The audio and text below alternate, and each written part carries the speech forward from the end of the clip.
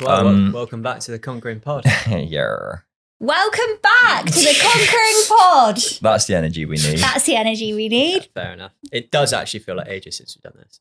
Yeah, especially the three of us. It feels like a long time since I've been sat. In front of the I camera. don't think I've sat in the middle of you two yet, actually, on the round table. What's the plan then? What this is first pod of the new year. Yeah, so not the first one that's gone out, but the first time we've actually sat down to record. Yeah, this is actually first episode of season 2. Season 2. Are we doing that? Yeah, we are going to do that. Love that. Right, dust off the cobwebs, dust them off, dust them off. Go on. So what's the plan with today then? Because it kind of is going to be a bit of a chat, but looking back, where it's all come from. It's been almost a year to date, hasn't it? Yeah. Since we actually started the Konkering Pod. Yeah. Yeah, and that was you two sat around a single microphone on a stool. That was some crazy times. Flipping lols. But yeah, plan for today, a little bit of a recap. I think it's always nice to look back and just have a bit of a discussion about what we've done last year, and then just lay out some plans moving forward. What is the Konkering Pod going to look like in 2025? Ooh. Mm.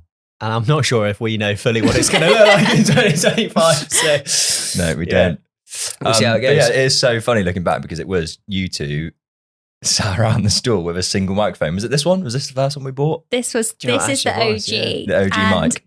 The funniest thing is we went to Curry's and we got You bought 2 GoPros. Yeah. Jev came back buzzing with the GoPros that the Curry's man had sold him. Still buzzing with them. And we started to record with them and they just stopped working, didn't they? Yeah, they just cut out halfway through. How many times? Did not. Yeah, it was. Looking back on that journey, it was like so flipping village. So village, like so much change from it. We literally didn't have a clue. Can't believe Pat wasn't here I at know. the time. I can't believe that. Mental that you weren't Time here without Pat. at that time. I could never imagine another day without you. Amen. But it was literally, we didn't know what to do. Didn't we buy some sort of ring light off Amazon for 15 quid? Yeah, it was really cheap. One, Have we still got it? We still got it. Yeah. We've got to keep that piece of memorabilia. Chuck that on there, and we basically thought we had to talk for 40 minutes without getting anything wrong. Yeah. And then amongst that, we actually scripted everything as well. Yeah. So we were always getting it wrong. Yeah. Because it was so scripted. So structured. Were you stopping the conversation, like doing it again? Because I wasn't in that first one when you sat down together. The first few times we filmed it, like our first few sentences, we said exactly the same. The first like 5 times we filmed the same episode. Yeah, I remember. Said exactly the same We honestly thing. just didn't know what to do, like with the tech that we had or the kit. And yeah, that was a huge lesson at the start, was everything was so scripted, even like 3 or 4 podcasts in. Yeah. And it was really hard to like realize that was not the thing to do. I think we realized we needed structure, not script. Yeah. Yeah. And we didn't really have the structure, but also at the start, we maybe didn't really know what we wanted it to be either. No. Like we had a bit of an understanding, but still didn't really know what we wanted to get out of it. And we thought, right, we've got to have all these. We still had we had a script and we had a structure that we tried to keep to, but we were even too rigid within that structure.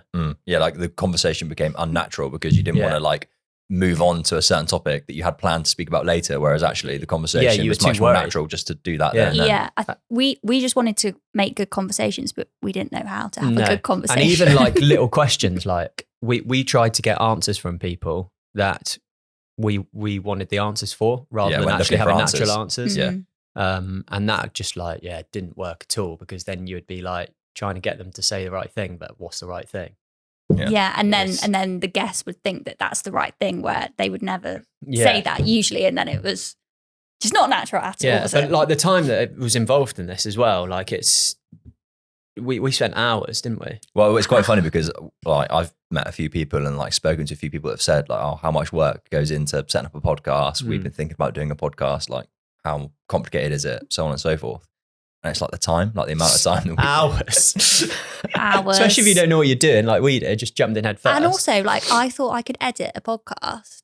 Yeah, am I right? As if. I didn't know where to start. Or the computer just kept crashing, Oh didn't yeah, it? do you remember that? Yeah. We were trying to use a piece of software and your computer just couldn't handle it. It just kept dying. Neither could I. It was like a sign. every Friday in January as well, we spent like 4 or 5 hours on it. Yeah. Like, Yeah, actually was. like just I don't even know what we were doing. Then we were like, right, let's do a conversation with me. And then that was 3 times we've done just that single one. But we did have a really good conversation the first time we filmed it, didn't we? And it filmed 20 minutes of it and cut out. And then it was scripted after that. Yeah. We did one podcast 4 times and still got no podcast.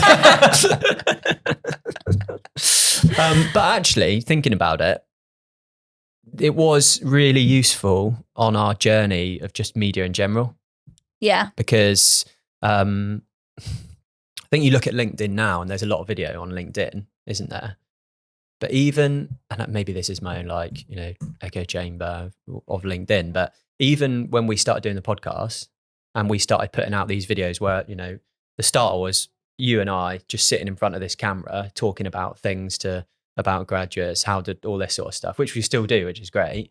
That was really early days of that, but there wasn't a lot of that on LinkedIn, was there? No. It felt really foreign and really different to put stuff like that on LinkedIn. Yeah. And for like 2 or 3 months when we were doing that and first doing video, that was really difficult. Nerve-wracking. Yeah, nerve-wracking. Yeah. But the podcast, by having a bit more of an actual conversation and the more we were on it, certainly helped with that journey of us doing a lot more media. Yeah.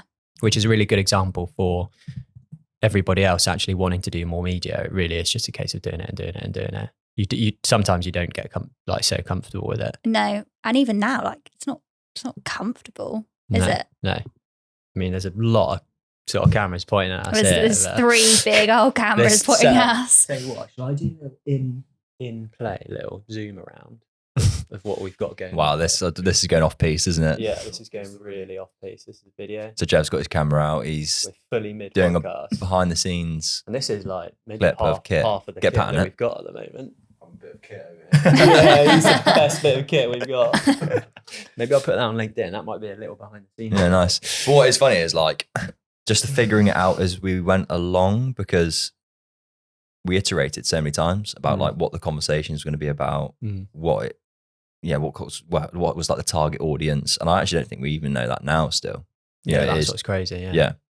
And after every podcast we did at the beginning, we'd spend hours filming the podcast, but then we'd spend hours afterwards talking about what we did wrong in the podcast and all the lessons that we learned. There was a lot of time spent doing that. Yeah, actually did. So how did it start then? I mean, from my point of view, it started out as a podcast where we wanted to bring people on, have really good conversations about their journey, and it'd be very much like a business owners on your sort of path, lessons learned, all that sort of stuff. Yeah, I think we wanted to create a bit of a community in Exeter, didn't we? Well, did it start like that? Well, maybe that's where it's evolved, isn't it? Yeah. Would you say that's how it sort of started off? We wanted to be a bit of a business podcast, wasn't it? Yeah, we wanted to talk about success. Yeah. Yeah. And what's it evolved into now? A community. I've gone a step ahead there. I think it's getting there. Yeah, we certainly are building community. For me, it's evolved into like just good conversations, like, and getting to meet new people. Like we've met so many interesting people last year just through doing the podcast and having some really interesting conversations. And then like internally, we've used it as like a content machine. So we've created so much content ourselves, haven't we, off the back of the conversations that we had. So yeah, I see it as twofold. I see it as, well, maybe 3, like meeting interesting people, like having interesting conversations with them, and like brand awareness and content. What do you think our listeners are getting out of it? I think that like our listenership is still depends on like who the guest is. We probably do have like a few people that listen regularly. Shout out Scott Francis if he is listening, because in his Spotify Wrapped, we were top 5 podcasts for him. Amazing, that's amazing. And he will be listening. Hopefully. You're probably the biggest listener, aren't you? I probably am, yeah. Maddie just doesn't listen to any of them yet. No, it's all right. You've got to listen to it back. It's hard. I know. I do. So it is hard because I'm constantly going, yeah, don't keep doing You that. stop that. I haven't. Have you not? Well, I haven't listened, so I don't know. Carry on. So yeah, I think that the listenership is just still evolving, really. I don't think we've got like die-hard fans that are like, oh, I'm going to tune into every episode, or like waiting to hear an episode or even listen to everyone. I do feel like another benefit though, Maddie mentioned, is like the community part of it, because I definitely feel like we've built some really good, like strong relationships from it. Yeah, totally agree. Even if we like don't see them every day, that sort of thing. You know, like Maddie up in Bristol for Make, you know, I probably won't see her all that often, but I still say like I've got a good relationship with her. I'd like quite happily pick up the phone, talk to her, you know, blah, blah, blah, all this sort of stuff. Yeah, because it's a really interesting way to build a relationship, to sit down and talk with somebody When do in you ever long do form. that? Yeah. When do you ever do that? And Especially when it's like 2+ hours. Yeah, and it's a big conversation. Really like, big conversation. You might not talk about things that we talk about in the podcast with your friends and I your actually family. said that to somebody yesterday, that one of the interesting things, or like a benefit of doing the podcast sometimes for like the internal stuff we do, is like you and I just sitting there and having a conversation face to face. That because when would we don't do we that. like sit down and like think about our thinking, Yeah. don't we? Like, So like it ideas just goes just so evolve. far. Yeah. So That's the No, best bit it's of good. that. Yeah, definitely. but yeah, I throwing it back again to the early days. I was like the first, not guest, but it was the first time we'd done it as a 3. And then what was it? It was Mark Harris, wasn't it? Then it was Ash, I think. Oh yeah, we got Ash in. Yeah. And the same thing happened. Yeah, his video cut off halfway through, so there isn't actually a video for Ash. Just the audio. Just the but he audio. had some really good stuff to say, He actually. did. Go and listen to Yeah, that. if you want to have a laugh, go back early days Konkering Pod, because that is good times. But And then- yeah, that's like a big memory for me, is that first time we're like, right, we're going to get an external guest. It was Mark Harris. Obviously know him from previous good relationship, but it was going out to their office, proper away day. That was a big rocked day. up with our GoPros. Pat's third day. Oh yeah, past Third third day in day. the office. Yeah, he joined on the Monday. Deep end stuff, wasn't it? Yeah. But like that was like a morning full of like apprehension, wasn't it? Going there and doing that. Yeah, that was a big thing. But it was great. It was. But I think if we filmed an episode with Mark Harris now, it'd be totally different. Totally different. Yeah. And we should go back and do something different. Yeah, it'd be a very different conversation. And like all the stuff, all the stuff that we do media wise on top of that, alongside it, that was a good first effort. That was a good first shift. Yeah. Yeah. Like the stuff that have been produced, it'd be very different now. Yeah. But that's still something which we, in our portfolio, isn't it? Got to start somewhere. Got to start somewhere. Biggest lesson. My biggest lesson is realizing that you don't have to finish the other person's sentences at the beginning. Because when I have a conversation anyway, not that I pretend, because I am involved in the conversation, but I think I'm like, oh yeah, Yeah. to make the other And you say person yeah a think lot. that I'm really engaged. That you're engaged. I am engaged. And you can't do that on a podcast, No, you got to keep your mouth shut. because all you can hear is Yeah. And also, I didn't listen to this on our podcast, but Stephen Bartlett's podcast, he talks about how important silence is when you're, or I don't want to say interview, because I think that's a bit like we're Bit grilling. formal. Yeah, Mm. but It is. when we isn't it? have a conversation with people, if you leave silence, they're more likely to just carry on talking and keep opening up. And I think I didn't realize that until quite a way in to speaking to people. So that was my biggest lesson. That was a good one, to be honest. Because I remember that I would sit down in the background and listen and like take notes. I think that might have even been one of them. It was like, just be quiet and let the person carry on. Shut up, Maddie. Yeah, I think we were all like that, weren't we? It's Just too easy kept to, isn't going, it? Yeah. Similar to mine, to be fair. Like my biggest lesson is like I did a lot of the scripting at the start and it was just too much. Like it was so hard to stay like on track. And also even like you looking at the script and knowing when to come in, that sort of thing, that was really, really difficult. And like, I mean, I'm way better off the cuff just in conversation anyway, because I'm a naturally curious person. But then on the flip side of that, it's been really hard to keep my mouth shut because I will bloody machine gun fire 50 questions at you at the same time, but not actually get like a proper answer. But that's been really difficult. So like when you're having a really good conversation, it's really engaging. Yeah, you've got to obviously leave the space, like leave a bit of quiet for them to talk. Then I've got about 1 million questions waiting at the end of that sort of, 5 minutes that they've spoken. And then remembering the best one is so flipping hard. Yeah, and then where they've taken the conversation, that question might not even be Could relevant. be a completely different one. Yeah. Yeah.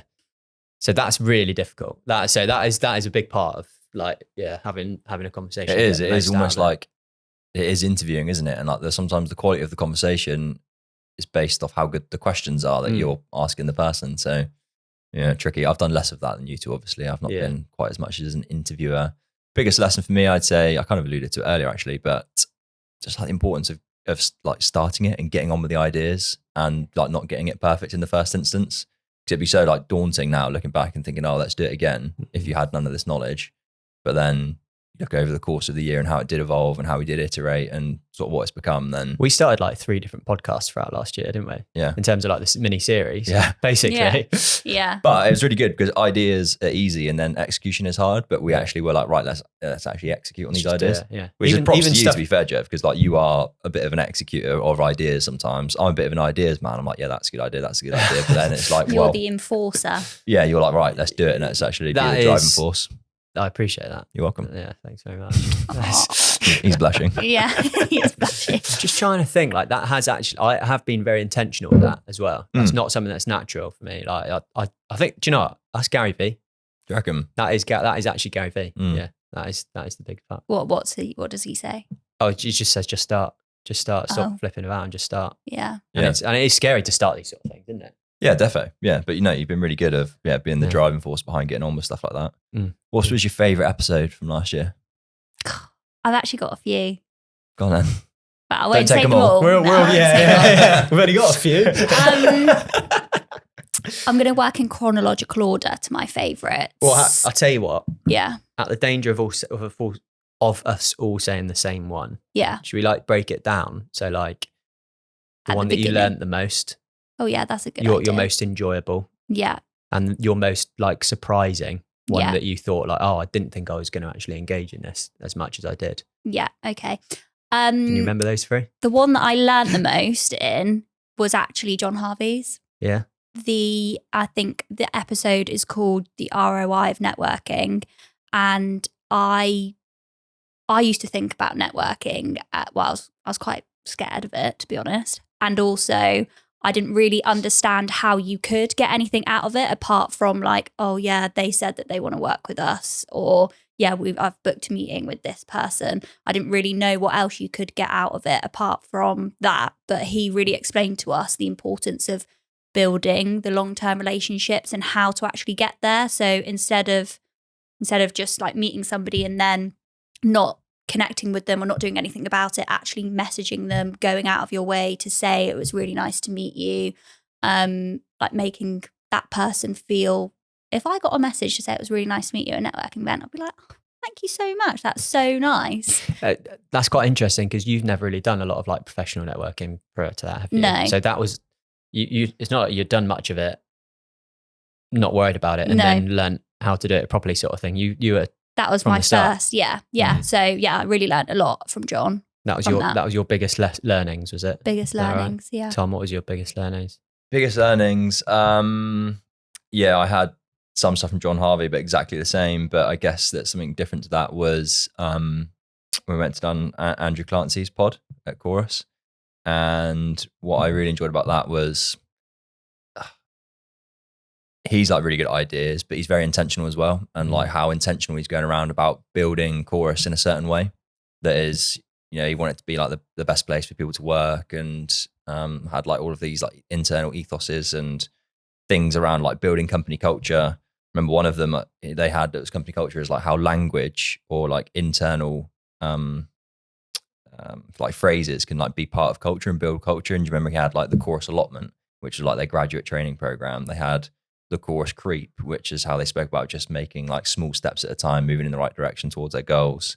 They had like their marketing mind sailing meetings. They had all like these little phrases that just like build in and build culture, which I really enjoyed, and came away from that thinking, yeah, we should do more of that. That's great, actually. Yeah, when you say it like that, put them all together. Yeah, and it's all like these little things that just like makes you be part of something, and it's so yeah, I really enjoyed that. What other lessons were there? Can't think now. In that podcast. In that podcast, yeah. But that was probably the one that I enjoyed the most as well, just because it's what I was kind of interested in the most, like the businessy side of things. We've actually been going like a similar amount of time to Chorus, and it's mad. Like you can see 2 businesses on like completely different trajectories. They're like a 75-person company now, all these different locations, and it's just really impressive. And like if you aspire to be growing a business, then that's definitely like a company to look up to.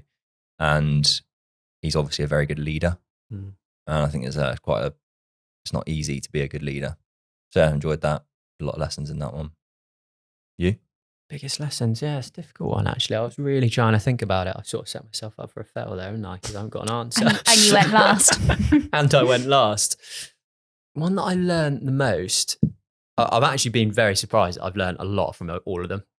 Like I really have learned a lot from There's all stuff of to them. take away from all of them. Like Maddie, for example, at Make, when it was just like Women a in bit of a light property, bulb moment yeah, in terms of how there can be specific roles in a company that you wouldn't necessarily assign to that company. Like her role was all about like people, client relationships and things like that. It was, and then we come away from that thinking we need to look at our business and our clients more like accounts and try and. That is a very interesting point because we obviously like, you know, both of us listen to a lot of podcasts. We listen to a lot of like, you read a lot like business theory and stuff like that, isn't it? And a lot of it's theory.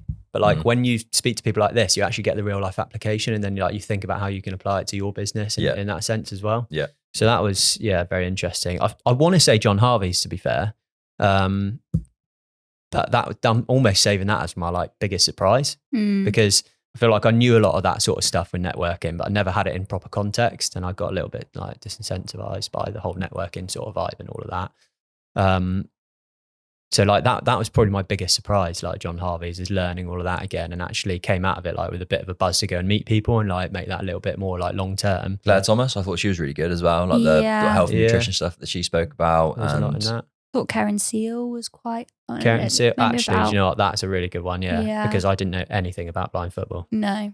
And the Paralympics, we're speaking a lot about that. So that was quite, eye opening. Similar with Martin.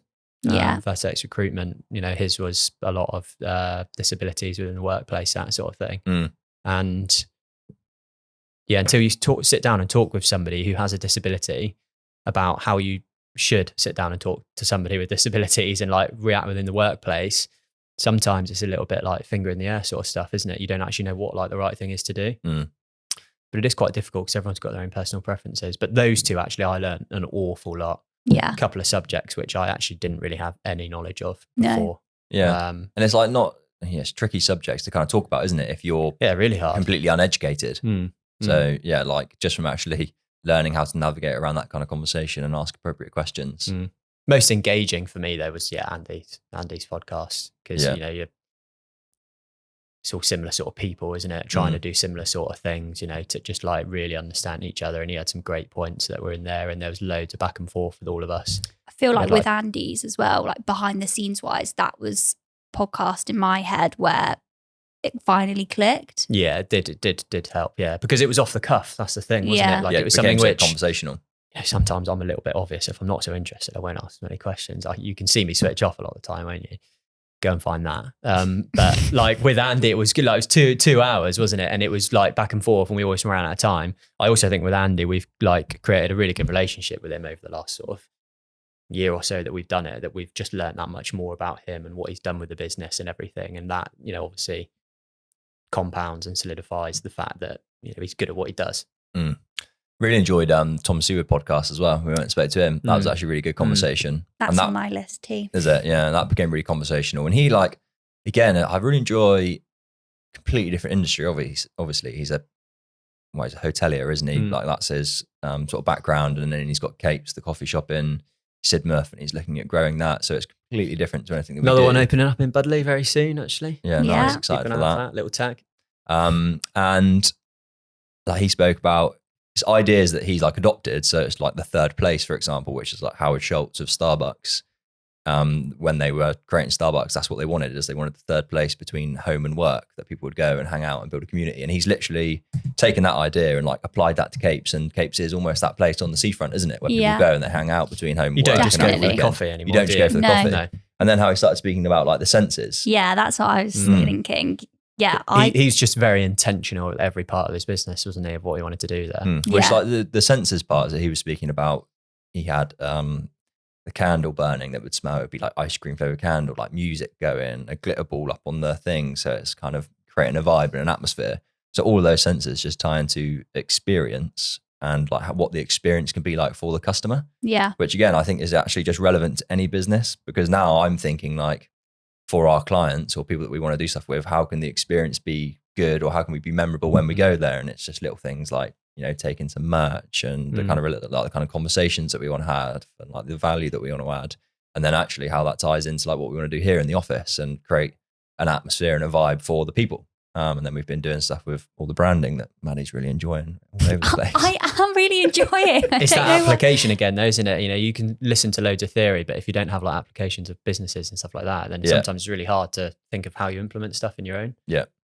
So you're actually seeing somebody doing it in the flesh. It's like, oh, that's a good way of doing it. How, that could actually work doing it. Yeah. And you adopt so many different bits and bobs from all these podcasts and try and, adopt all the good things. Yeah. And I think Tom was really good because he's really good at explaining why that's important. He didn't just say, I do this because I've seen someone else do it. He's actually realizes the impact of it. I thought his like the whole thing about branded marketing and the importance of that, and like where like capes come from and the story, and he really builds on that to create the brand. And I think he was really interesting. So if you're interested in branding and marketing, then that is definitely one to listen to.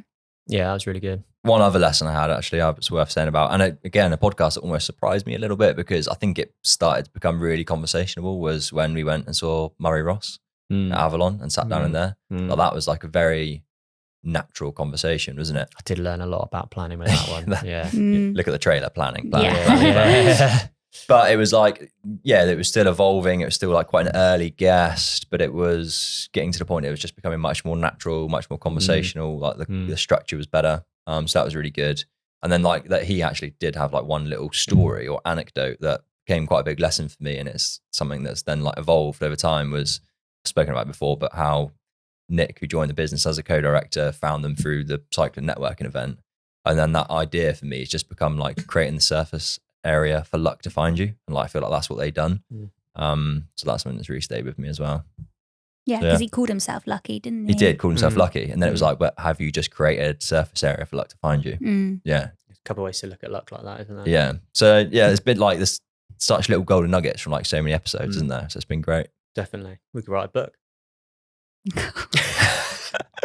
I won't be writing a book. That is barely read them. That is a good idea. Barely read them. What do we want to get out of the podcast then? What is in store for 2025? Has that changed? For me, very like simply, is just keep doing it. Yeah, that's what I was thinking. Keep going. Yeah. Because I don't think people who are not doing it don't realize how hard it actually is to do it, especially when this isn't all of our jobs. This isn't our full-time job.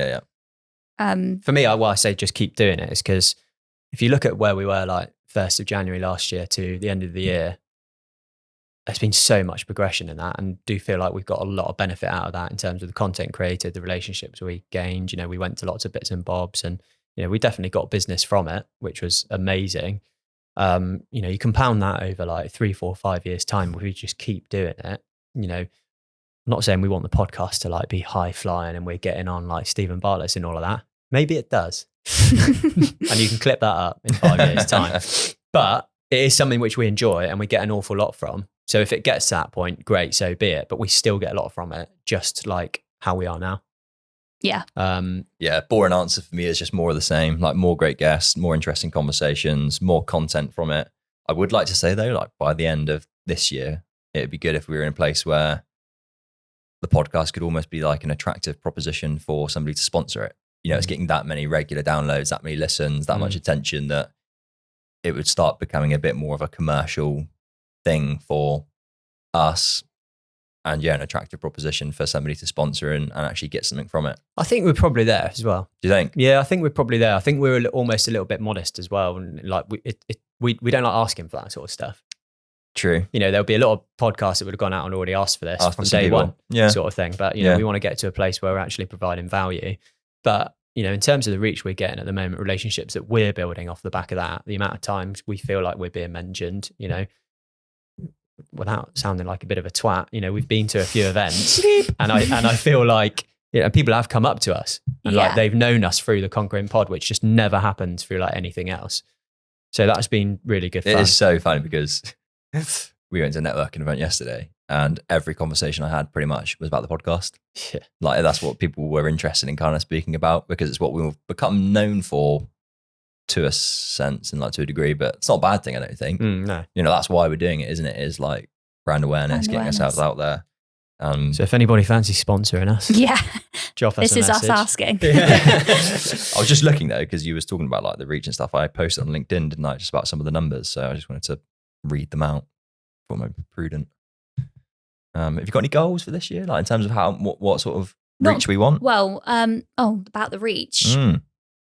Well, yeah, obviously more, but The big one is like, Here we go. dare I say it, bigger and better guests. Maybe not like better is not the right sort of thing, but like More prominent, isn't it? Like more interesting prominent guests. conversations. Yeah. And like we did start off as like a bit of a business journey progression podcast where we're helping other people grow their businesses, that sort of thing.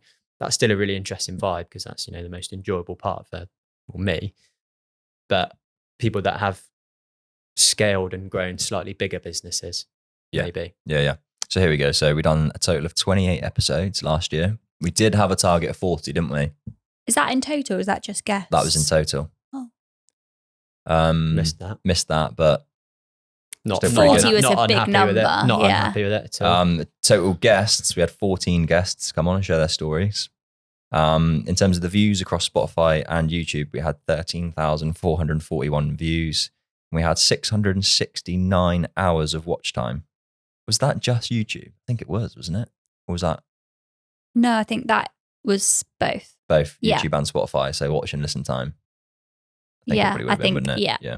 But anyway, and then a total of 225,000 impressions across all the socials, which is like a big number. Because that's like one of the big things for us from a marketing standpoint is the clips that we produce and then they get posted on socials. Yeah. So yeah. That's probably a goal for me, to have the episodes get the same amount of engagement as the clips do.